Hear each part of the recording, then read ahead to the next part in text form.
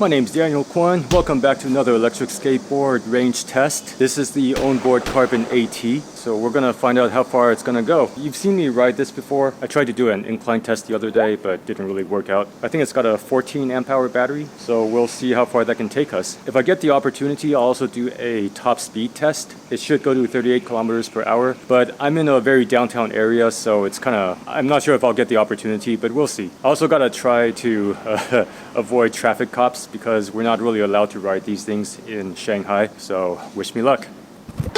Let's go. The Ownboard Carbon AT is Ownboard's first electric skateboard to use 6-inch all-terrain wheels and their second board to use belt-drive motors. Their other belt-driven board is the W2, which is a really nice product that I'll talk about in a separate video. I've now done a few rides on the Carbon AT, so I'll give you my thoughts about various aspects of this board. Let's begin with the deck. This board uses a 40-inch carbon fiber deck with the battery and ESC hidden inside. Oh my god. Overall, I like it, but there are advantages and disadvantages to this kind of setup. Because the battery and ESC are inside the deck rather than inside enclosures attached underneath, they are better protected from water. The deck being carbon fiber instead of wood also helps it last longer if frequently exposed to water. Sweet. But be aware that this deck is totally stiff. Some people might like that, some people might not. My personal opinion is that a slightly flexible deck would be beneficial when you're off-roading, because it's easier to stay on the board if the deck is absorbing some of the bumps. But water resistance is also very important. Out of all the boards that I currently have, this is the only one that I would ride in wet conditions, and it's partly because of the carbon fiber deck. Did I mention my weight? My weight today is 73 kilograms. The weather is 28 degrees Celsius. There's 50% chance of rain. This board uses 6-inch wheels with airless tires, and I think they're actually pretty good. The tires are nice and thick, they're not too hard, not too soft, at least for roads. For off-roading, I don't think they're ideal, but I think this board is made more for street use anyway, despite the product name. Compared to several other airless all-terrain wheels that I've seen, I think these wheels do a pretty good job gripping the road and absorbing bumps. These wheels are pretty awesome. Like, I couldn't tell how soft they are just by pressing on them with my fingers, but I just went over some bumps. It felt like nothing. If you like double kingpin trucks, this board uses them. Double kingpin trucks? Why? I'm not personally a fan of double kingpin trucks on electric skateboards. I feel like they're too squirrely at high speeds, but that's just my opinion. A lot of people like double kingpin trucks. Evolve uses them, Backfire Ranger uses them. With these trucks, you can have a very small turn radius. In fact, I think they're really awesome at low speeds. Just watch out for speed wobbles when you're going faster. If you're like me, you might need to make the bushings way tighter than you normally would on reverse kingpin trucks, even when using hard bushings. Seriously, man, you don't know how good the Hobbywing ESC is until you ride in traffic. Like all other Ownboards, the Carbon AT uses an ESC manufactured by Hobbywing. ESC stands for Electronic Speed Controller. It's largely what determines whether your board feels like a well-tuned machine or a cheap piece of junk when you're accelerating or braking. This is hard to explain without having you try different ESCs for yourself, but all you need to know is that Hobbywing's ESCs are really good.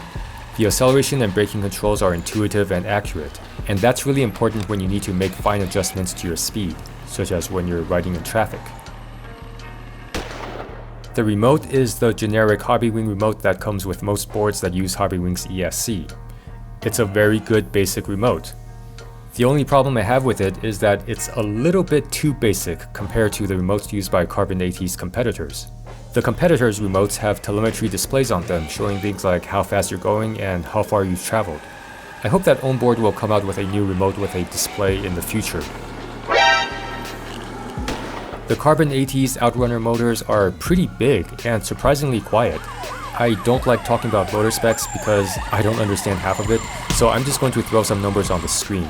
If you have any thoughts about these specs and can share some knowledge, I encourage you to leave a comment.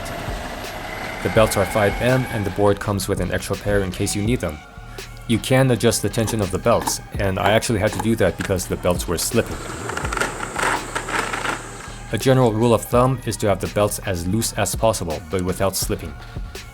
The board only comes with pulleys for these 6-inch wheels. Unlike Evolve, this board does not have a 2-in-1 option where you can switch between all-terrain and street wheels. At least not at this time. But in the future, who knows? I hope that does become a feature because I think that's one of the main selling points of Evolve. And unlike some cheaper boards from competitors, the deck on the Ownboard Carbon AT is actually appropriate for both street wheels and all-terrain wheels. 2 lights and a blinking light, so I guess that's about 60%. And according to my watch, we've gone 12.39 kilometers so far. According to the Ride app, we've gone 13.6 kilometers. Okay, so a little bit of a difference there. This board uses a 14 amp hour 10S4P battery made up of Sanyo 3500 milliamp hour 18650 cells. If you have any thoughts about the use of these cells for this application, please leave a comment and share some knowledge. As for the 14 amp hour 10S4P, several competitors use that kind of setup also, such as Evolve and Backfire. The torque I feel is adequate. It's enough for me to ride on grass, and I don't have any desire to accelerate quicker on this board, especially since it uses double kingpin trucks. That worked out pretty well, but honestly I don't really like riding in grass that much because you never know like what's actually in there. There might be dog shit or there might be a hole. I would like to know how it performs on a steep incline, but I still have not found a good place in Shanghai for that. All I can say is, based on my experience with this board so far, the amount of torque is totally fine for me personally. This camera is not actually waterproof, so I'm gonna switch to another camera. According to Ownboard, the top speed of the Carbon AT is 38 kilometers per hour. I got to around 35 kilometers per hour just casually riding around without trying to hit the top speed, so I have no doubt that it goes to 38. The manufacturer spec for top speed is usually accurate. And for this board, I think a top speed of 38 kilometers per hour is more than adequate. The battery's at 2 lights now, so I guess that's about 50%. And according to my watch, I've gone 17.26 kilometers. The one area that I feel could use the most improvement is the braking strength. I think the brakes as they are right now should be fine for most people, but if you ever need to brake hard in an emergency, you might feel that the brakes are not strong enough. Or if you're a more experienced rider and have tried different types of boards, you might be accustomed to stronger brakes and feel that these brakes are a little bit weak. But if this is your first board, I don't think you'll have a problem with it. Personally though, I would prefer stronger brakes. Just to give you some context, out of all the electric skateboards that I've tried, there's only a small handful of boards where I feel like the brakes behave the way that I like. Compared to most boards, the brakes on the Carbon AT are already pretty good. Like I said earlier, this board is very water resistant because of its deck being carbon fiber instead of wood, the battery and ESC being inside the deck, and the bearings being ceramic instead of steel. Remember, the board is water resistant, not waterproof. There are still parts that are prone to rust, but I would say that it's generally more water resistant than most other electric skateboards. Be aware that the remote is not waterproof, so if you're going to ride in the rain, you should probably put your hand and remote in a plastic bag or something to protect the remote from water. Don't do what I did. I'm a professional. Sort of. Not really. I think the Carbon AT is Ownboard's best looking electric skateboard. This is the only board that they have that doesn't look like a budget board using off-the-shelf parts. The black logo cutout on the black grip tape looks really nice. I like how subtle it is, and I actually think this is a good looking logo. The matte finish on the carbon fiber deck I think is a good idea. I like the shiny carbon fiber look also, but not on skateboards because skateboards get scratched up.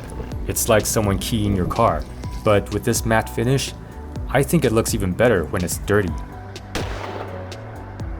Final light is blinking now. Oh, my legs. If I rest, I think I can keep going, but man, right now my legs just feel really tired. I'm just gonna end it. 35.51. You guys see that? Let's check the Ride app. According to the Ride app, we went 37.7 kilometers. For the range, I got 35 kilometers, but I was riding slower than I normally would because of traffic and rain. When I get the chance, I would like to do another range test on a dry day in an open area.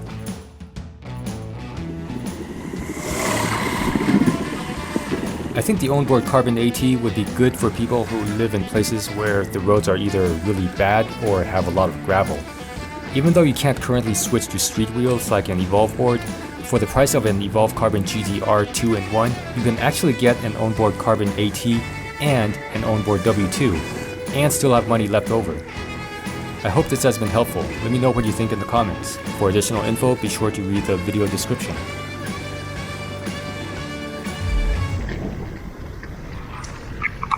You know what? Let's fake a fall.